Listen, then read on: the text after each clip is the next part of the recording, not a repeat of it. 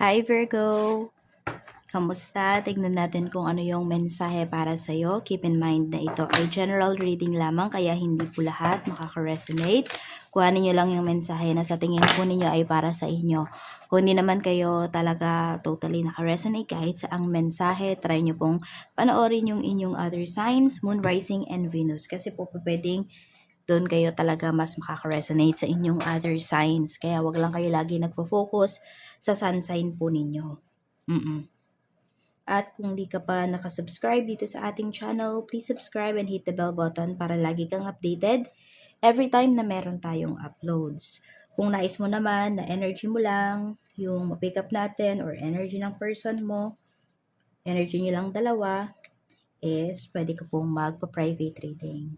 Ang private reading po natin ay may bayad, okay? Kaya wag na po kayo magugulat.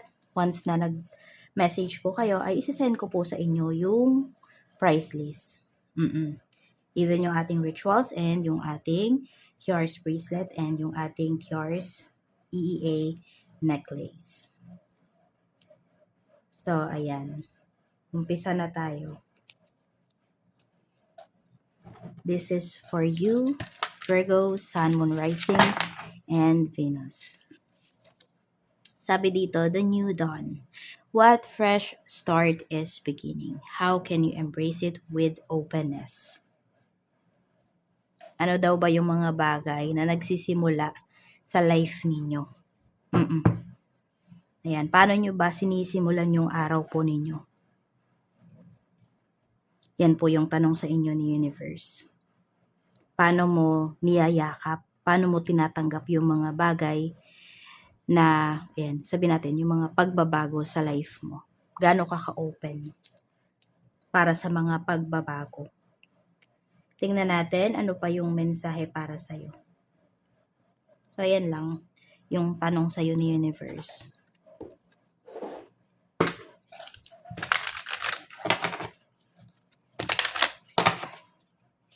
We have the sirens. Use your voice, expansion, freedom. Meron tayo ditong the pearl, alchemy, the reward at the end, from grit to grace. And we also have Silky. Silky, come out of hiding. Embrace who you really are. Tingnan natin kung saan-saan yung aspect ng life mo, Virgo. Okay? Tingnan natin to, yung iba sa inyo, kung ano ba yung mga pagbabago sa life niyo. Ano ba yung mga nagsisimula sa life mo ngayon? Mga umuusbong. Meron dito, pwedeng, it's either kung hindi naman kayo mabubuntis kasi lalaki kayo, at yung iba naman po dito ay menopause na, or wala naman kayong karelasyon. Okay? So, pwede po na, ito, more on sa sarili po ninyo. Okay? Pwedeng ginagawa nyo talagang fresh yung inyong sarili. I mean, inaalagaan po ninyo yung inyong sarili. So, pwedeng may mga natututunan kayo dito ngayon about beauty products. Okay? Pero meron din dito pa pwedeng, kung hindi kayo yung buntis, okay, pwede po na merong malapit sa inyo na buntis. Okay? Pwedeng anak mo to. So, pwedeng unexpected yan. Paano mo ba tinatanggap kasi hindi ka pa prepared na maging lola or maging lolo? Meron din naman po dito, Virgo, is pwede po na, ayan, basta merong about sa pagbubuntis yung pinapakita rito. Na, yun nga, paano mo siya ina-accept? Or paano mo maano ba na yung tao na yun is magkakaroon na ng sarili niyang pamilya. So, syempre, malapit sa'yo yung energy na to, ha? Kung hindi man ikaw yung mabubuntis dito. Or pwede nga, baka asawa mo. Ayan, baka magkakaroon na kayo ng baby. So, pwedeng may mga kinakabahan dito, di ba? Pero, mas madali nyo to syempre ma-appreciate, ma-accept kung ito po ay plinano ninyo. At yun yung sinasabi ko nga kanina, which is, nakalimutan ko na. Yung una ko sinabi, ayun, yung about sa sarili nyo. Oo. Yung inaayos nyo yung inyong sarili ngayon. Pwedeng marami ding lumalapit sa'yo. Simula nung pinahalagahan mo yung sarili mo, inayos mo yung appearance mo, ganyan. Tignan natin to, sabi the Sirens. We have Knight of Pentacles. So, mayroon bang bagay na hindi ka tanggap-tanggap sa life mo ngayon? Sinasabi rito na kung hindi mo tanggap, hanap ka ng ibang paraan.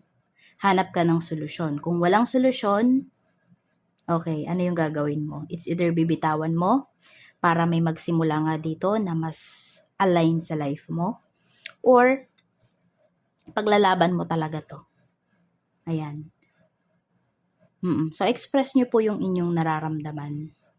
May freedom naman daw kayo dito Sinasabi, diba? So, nasa sa inyo pa rin to.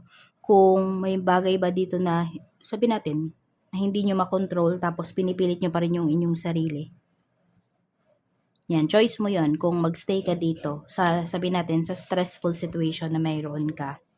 Tapos, ayan, meron tayo ditong 3 of Cups. Ito, meron din pinapakita, no? May mga kaibigan po kayo na pinag-uusapan kayo behind your back. So, pwedeng kaibigan yung tingin nyo sa kanila. Pero, ikaw, Virgo, hindi naman kaibigan yung tingin nila sa'yo. So, may choice ka dito para mamili daw ng kaibigan. Huwag ka magtiyaga dun sa mga kaibigan mo na hindi maganda yung influences sa'yo. Tapos, pinag-uusapan ka pa behind your back. Ayan po. Or meron nga dito, pwedeng nabubuli kayo ng mga friends nyo, pero dinadaan sa pagbibiro. May ganyan. Kaya nga, ito once na yun talaga yung nakikita mo, nararamdaman mo, magsalita ka. Or pwede nga, kung di ka naman magsasalita, kung ang magiging treatment mo sa mga tao na to is i-ghost mo sila or silent treatment, ayan, may choice ka daw dito. Total, pinapaalis ka talaga ni universe dito sa sa sitwasyon mo na to. Check natin yung the Pearl.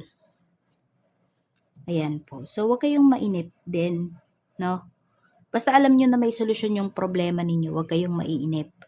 Oo, lalo na kung yun, may progress naman pero hindi nyo masyadong na-appreciate or hindi nyo pa nakikita, pero may progress. Ayan po. Kasi merong reward sa inyo at the end. Travel yung pinapakita rito. Okay? Or mas magiging magaan yung, sabi natin, mga process nito. Papers, meron akong nakikita dito. Some of you about sa health po ninyo. So, may makaka-recover. Basta lang, di ba? Gawin nyo talaga yung best po ninyo. So, travel ang pinapakita. Meron kayong inaayos dito ng mga papeles. Ayan po. So, parang hirap na hirap kayong ayusin yung papeles na yon. Some of you naman, pwede kasing nagkakaroon kayo ng problema sa pera. Kaya yung, sabihin natin, yung pinaplano nyo na pag-travel, it's either pag-travel to abroad or for leisure lang. I mean, for work or for leisure, yung travel na to. Yan, so nahihirapan kayo, no, na mag-provide, sabi natin, ng panggastos doon sa pupuntahan po ninyo, whether for work yan or for leisure. Ayan, pero huwag kayong mag-alala kasi dahil sa pagiging persevere po ninyo, matyaga po ninyo, at gumawa talaga kayo ng paraan, makukuha mo yan. Ibibigay yan sa'yo. Some of you, pwedeng makaka-third try kayo. Ayan. So, siguro after third try, dun mo na pag-isipan kung para ba sa'yo yun. Pero mukhang, yun na, basta yun lang. Hanggang third try yung pinapakita sa inyo dito. Tingnan natin. Pagdating naman po sa, ito, yung Silky, coming out of hiding. Embrace who you really are. So, meron ba dito tinatago nyo yung totoong nararamdaman nyo? So, pwedeng may magko-confess dito. Ayan, we have 10 of Pentacles. Or pwedeng pagdating to sa career nyo, okay, hindi mo talaga gusto yung career mo. Pero meron dito po napipilitan kasi okay naman yung kinikita nyo. Pero meron po dito na yung gusto mo talagang career, okay, mas malaki talaga yung kikitain mo doon. Tapos masaya ka pa. Ayan, 10 of Cups. So, pursue mo daw yon. Sabihin natin, kung napagbigyan mo na yung parents mo, napagbigyan mo na yung asawa mo, pagdating sa career na to, it's time talaga na yung gusto mo naman yung piliin mo. Na yun naman yung tahakin mo. mas magiging fulfilling to para sa'yo. Kaya kung meron po dito is kung ano man yung mga pinaplano nyo in terms of your career, basta yun talaga yung gusto mo, yun yung heart desire mo, anuhin mo siya, i-pursue mo talaga siya. Makikita mo, ibang-iba yung glow mo. Kaya din siguro yung iba sa inyo, glowing kayo ngayon kasi gusto nyo talaga yung ginagawa nyo. Gusto nyo yung trabaho nyo. Yung ginagawa nyo araw-araw, talagang nafe-feed po ninyo yung soul nyo. Virgo. Tingnan natin. Meron din naman dito kung kayo about sa gender ninyo. Tama ba? Oo, about sa gender po ninyo is tinatago nyo, 'di ba? Kung ano ba talaga kayo. So ayan no, sinasabi rito, marami sa family members mo matatanggap ka. It's either ganun na lang talaga, sino yung titignan mo, sino ba yung kinakatakutan mo dyan sa family mo. Na pag sinabi mo, pag umamin ka, sino ba yung hindi makakatanggap sa'yo? So, baka yun yung iniisip mo. Pero tingnan mo rin, sino ba yung makakatanggap sa'yo once na sinabi mo? Kasi mas maraming makakatanggap sa'yo eh. Meron nga dyan, pwedeng hinihintay ka na lang nilang umamin. Oo. Tsaka expect mo na din naman na sometimes, or madalas pala, na sa una talaga hindi kagad ma-absorb, hindi nila ma-absorb, hindi nila matatanggap. But eventually, they will. Kamusta ang emosyon ni Virgo? Kamusta po ang emosyon ni Virgo? Meron tayong Ace of Pentacles. So, more on, marami dito, bagong emosyon yung nafe-feel mo. Ayan. At saka, nandito din yung iniingatan mo yung iyong emosyon. Tignan natin. Okay, more on about expectations. Ayaw mong mag-expect, ayaw mong masaktan. So, iniingatan mo yung puso mo, yung emosyon mo, para hindi ka masaktan, kaya hindi ka masyadong nag-e-expect. Yan yung pinapakita pagdating sa iyong emotions. Kaya mo siyang i-handle, or yes, kaya mo pa siyang i-handle sa ngayon. Check po natin pagdating naman sa kaisipan. We have strength. So, malakas yung isip mo rito. Ayan o, kontrolado mo rin yung isipan mo. Tsaka ngayon, andito yung nagpaplano ka. Pero hindi ko nakikita kasi na sobrang dami mong plano. Pwedeng nagpo-focus ka lang sa 2 plans. At yun yung sabihin natin, yun yung pinag-aaralan mo talaga, yun yung pina-practice mo para hindi siya, wala namang perfect na bagay, pero para maging almost perfect siya, ganyan. Yung outcome. Tingnan po natin. Medyo mag-ingat lang kayo ha, kasi Virgo, pwedeng may tao dito na mag-manipulate sa'yo. Ito naman yung iyong spiritual health. So, okay yung spirituality mo. Huwag mo na daw, tahimik ka lang daw dito kung ano man yung mga pinaniniwalaan mo. Kasi this is your personal, sabihin natin, kunwari, personal relationship mo with God, ganyan. Or, yun, huwag mo na daw ipagsabi. Okay, lalo na may mga tao na, ayan, nakakasalumuha mo na magkakaiba talaga kayo ng paniniwala. Yan. You can guide them, pero wag mong ipipilit yung pinaniniwalaan mo. So, pag ganun, tahimik ka lang. May mga manunubok sa'yo rito. May mga, alam mo yun, puputol ng pasensya mo. Or magtatangkang putulin yung pasensya mo dito pagdating sa mga pinaniniwalaan mo. Para bang i-challenge ka, ganyan. So, nasa sayo kung worth it ba yung patulan or hindi. Basta ang makokontrol mo lang naman dito is your emotions. Energy naman ng mga tao na makakasalumuha mo yung pinakamalakas. We have King of Cups. We have 2 of Pentacles. So, medyo may mga meron dito mabait. Pero meron kasi, mabait lang sa'yo kasi merong kailangan. So, tingnan mo. Mahahalata mo naman yan eh. Meron kasi dito, hindi honest sa'yo. Meron nga dyan na tao kakausapin ka kasi parang no choice na siya. Parang walang kumakausap sa kanya, ganyan. Or, ayun, wala nga pumapansin sa tao na to. Bakit? Kasi nga may pagka-manipulative siya. Tingnan natin. Ayan, ingat ka sa mga tao na ganun ha. Pwedeng mga madaming narcissist na tao sa paligid mo ngayon. Check natin pagdating naman sa trabaho. Ay, no. Sa blessings na paparating sa'yo pala. Yan, we have Queen of Pentacles. We have 6 of Swords. So, kung may travel kayo dito, deliveries, ayan po, yung transactions, okay naman po siya. Smooth naman yung magiging transaction dito.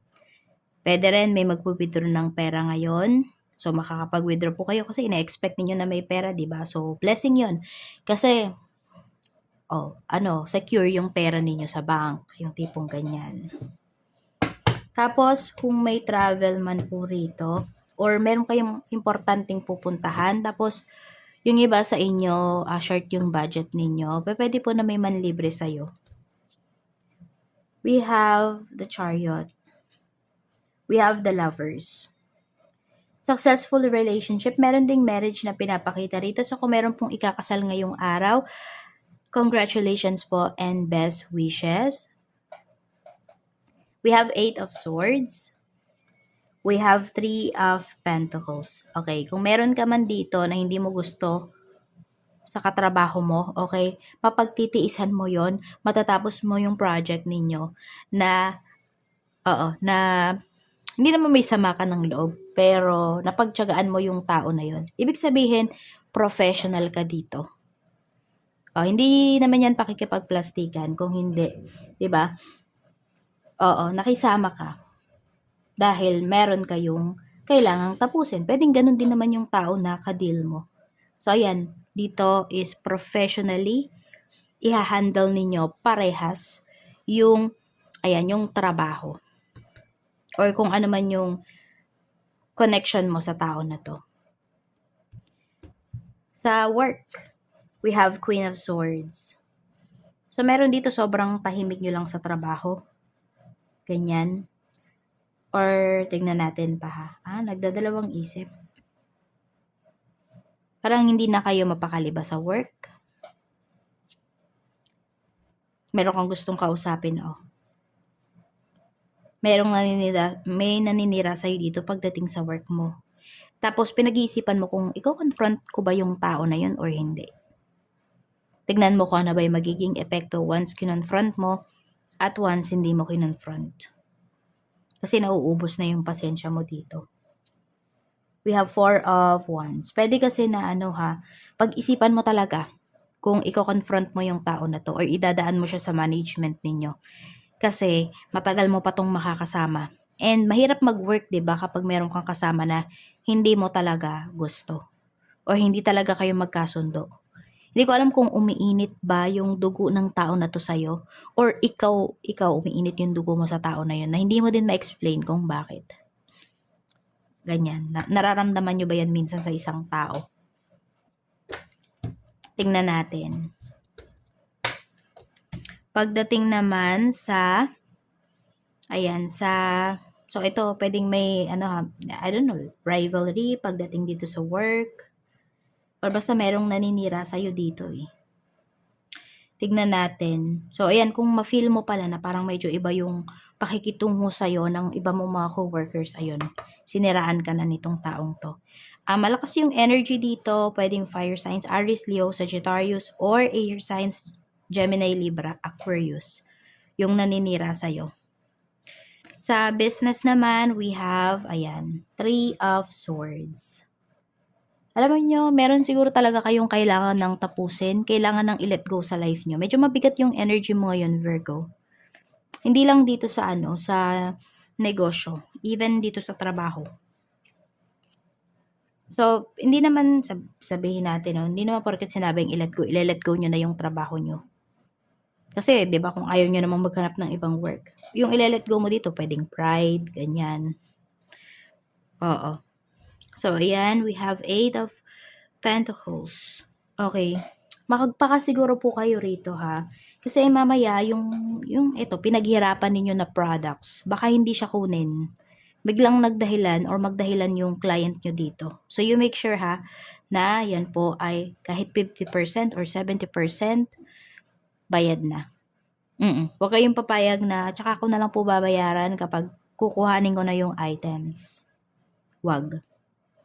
Talo kayo kapag ganyan. Mas mataas yung risk, 'di ba? Ng pagkalugi.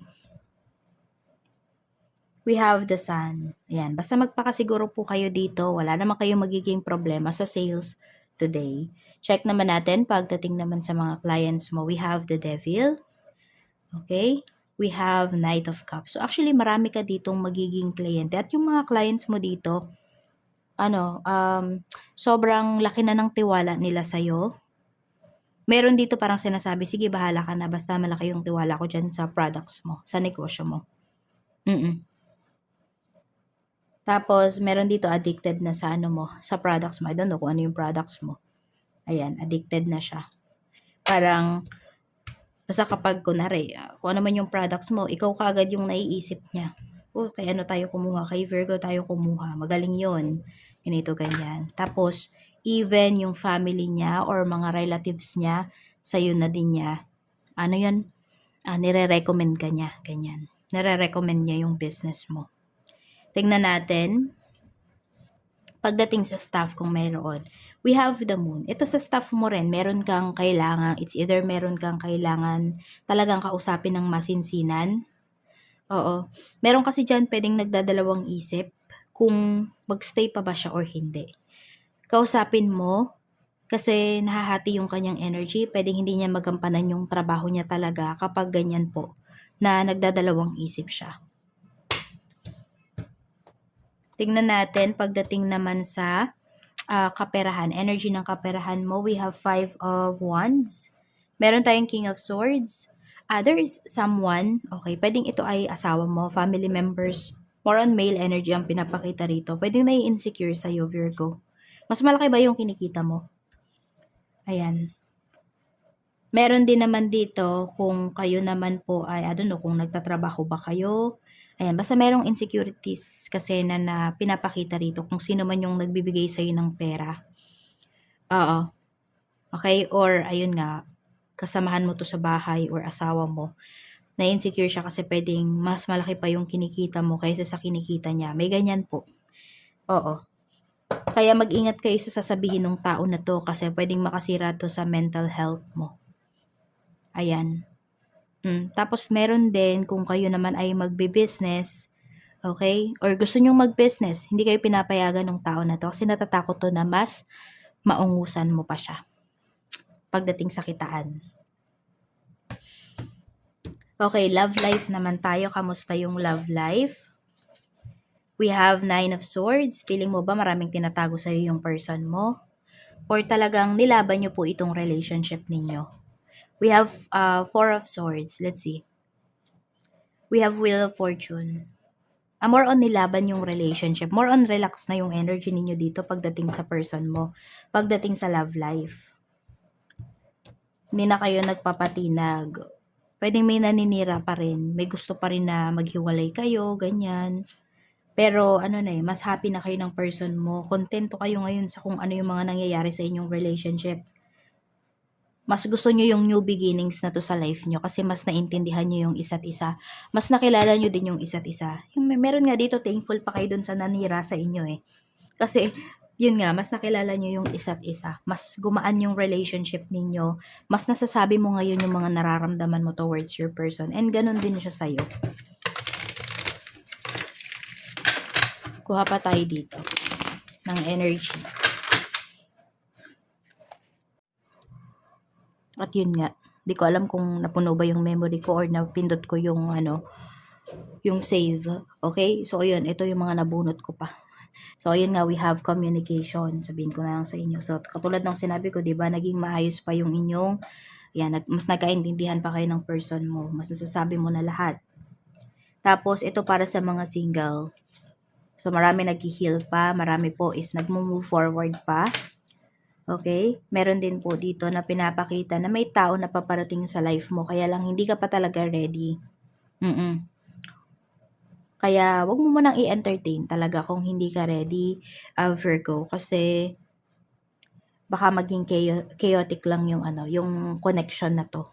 Sa halip na maging maganda yung resulta para sa'yo. So, if not ready, wag mo nang mag-entertain. Focus ka muna sa healing mo. Focus ka muna sa sarili mo.